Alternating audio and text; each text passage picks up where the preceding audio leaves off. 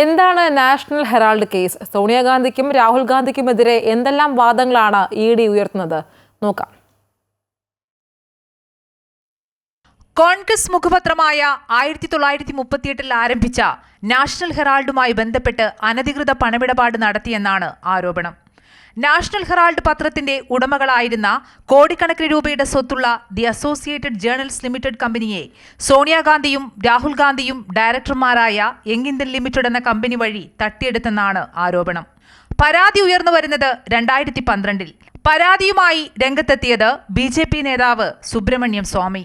പൊതുസ്വത്ത് സ്വകാര്യ ആവശ്യത്തിനായി ഉപയോഗിച്ചു, ഇതിനായി ഗൂഢാലോചന നടത്തി, ഓഹരി ഉടമകളെ അറിയിക്കാതെ വഞ്ചിച്ചു, വസ്തുവകകൾ നിസാര തുകയ്ക്ക് കൈവശപ്പെടുത്താൻ ശ്രമിച്ചു എന്നിവയാണ് സുബ്രഹ്മണ്യം സ്വാമി ഉന്നയിച്ച പ്രധാന ആരോപണങ്ങൾ.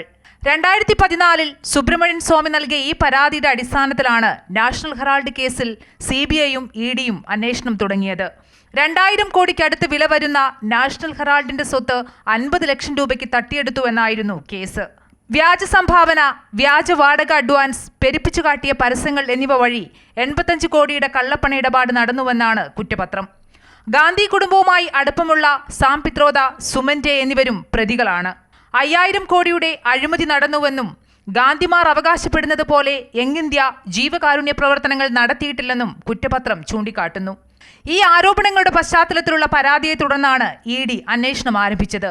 അന്വേഷണത്തിന് പിന്നാലെ 5000 കോടി വിലമതിക്കുന്ന വിപണി മൂല്യമുള്ള വസ്തു വഞ്ചനാപരമായി സോണിയയും രാഹുലും സ്വന്തമാക്കിയെന്നാണ് EDയുടെ കണ്ടെത്തൽ.